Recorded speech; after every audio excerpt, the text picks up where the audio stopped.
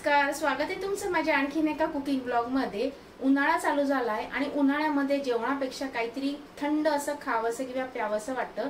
तर मी आज माझ्या आवडीचा रोज फालुदा बनवणार आहे। कधीतरी आपल्या आवडीचं बनवावं म्हणून मी आज रोज फालुदा बनवते। चला तर बनवायला सुरुवात करूया। रोज फालुदा बनवण्यासाठी काय काय साहित्य घेतलंय हे मी आधी तुम्हाला दाखवते। मी इथे 3 कप दूध घेतले। हे गरम करून फ्रीज मध्ये थंड करण्यासाठी ठेवलं होतं। त्याच्यानंतर इथे मी विकतच्या ज्या शेवया मिळतात त्या घेतल्या आहेत। त्याच्यानंतर थोडेसे बदाम, त्यानंतर पिस्ता आणि मी इथे 2 ते 3 चमचे सब्जाचं बी घेतलं आहे। त्यानंतर रोज सिरप आणि इथे टूटी फ्रुटी लागणार आहे। ते मी इथे मिक्स टूटी फ्रुटी घेतली आणि वरती डेकोरेशन साठी चेरी लागणार आहे, ती मी चेरी घेतली। सगळ्यात आधी आपण इथे सब्जा भिजून घेऊया। एका बाउल मध्ये हा सब्जा काढून घ्यायचा आहे।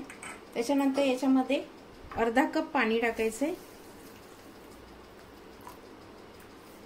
मिक्स करायचं आणि हे 10 ते 15 मिनिटांसाठी आपण बाजूला ठेवून देऊया। सब्जा भिजत ठेवलाय तोपर्यंत आपण इथे दूध करून घ्या। हे मी जे दूध गरम करून थंड करण्यासाठी ठेवलं होतं फ्रीज मध्ये, तर त्याच्यामध्ये आपण 1 टेबलस्पून पिठी साखर टाकून घ्यायची आहे। तुम्ही दूध गरम करताना साधी साखर टाकली तरी चालेल। त्याच्यानंतर याच्यामध्ये हे रोज सिरप टाकायचं। हे विकतचं रोज सिरप आहे, ते टाकते 2 ते 3 चमचे।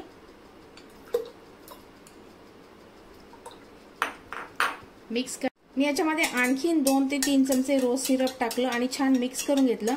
मी याच्यामध्ये साखर फक्त 1च चमचा टाकली आहे, कारण का रोज सिरप ऑलरेडी गोड असतं, त्याच्यामध्ये ऑलरेडी साखर असते, म्हणून मी याच्यामध्ये आणखीन 3 चमचे रोज सिरप टाकलं आहे।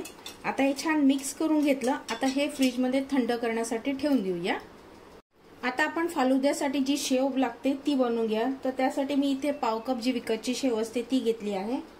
आता याच्यामध्ये एका भांड्यामध्ये आपल्याला 1 ते 1.5 कप पाणी घ्यायचं आहे आणि हे पाणी आपल्याला छान उकळून घ्यायचं आहे। पाण्याला छान उकळी आली। आता याच्यामध्ये 1 पाव चमचा साखर टाकतेय मी।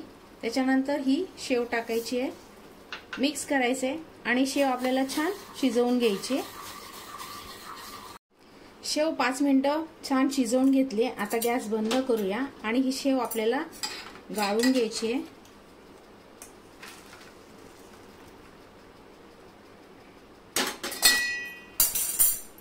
याच्यावरती आपल्याला थोडं थंड पाणी टाकायचंय।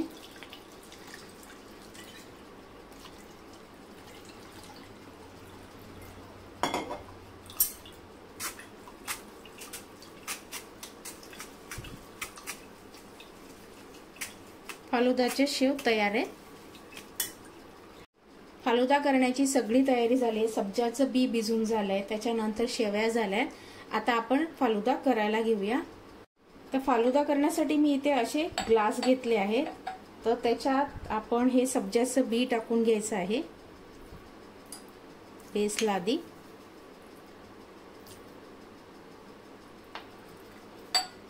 त्यानंतर शेव टाकून घेऊया।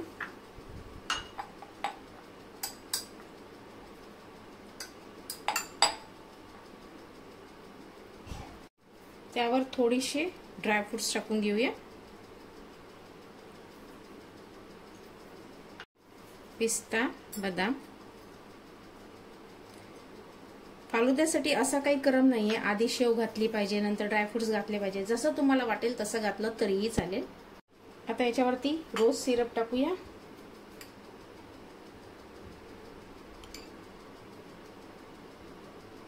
एक 2-2 चमचे मी टाकते। त्यानंतर थोडीशी टूटी फ्रुटी,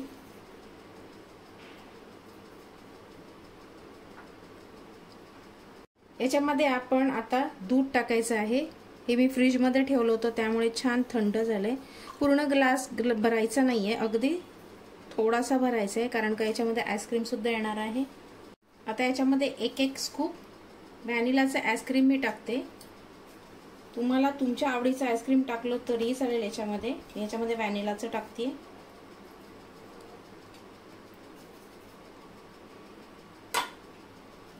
आता परत तशीच लेयर आपण टाकून घ्यायची।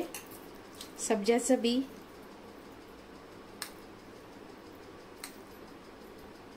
त्यानंतर शेवया,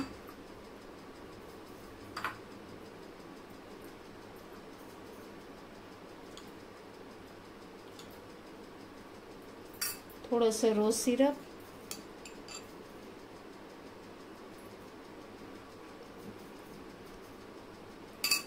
त्यानंतर ड्रायफ्रुट्स,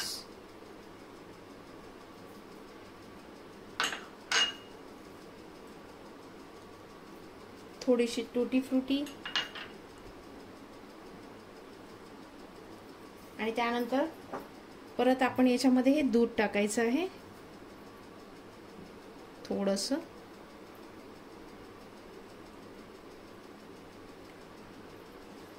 आता परत याच्यावरती आपण आईस्क्रीम टाकायचं आहे.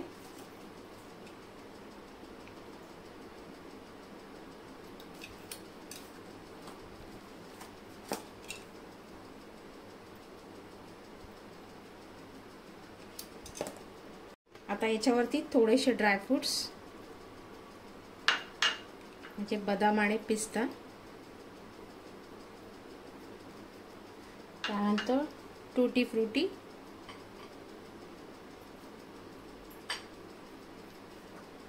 थोडंसं रोज सिरप मी वरतून टाकते.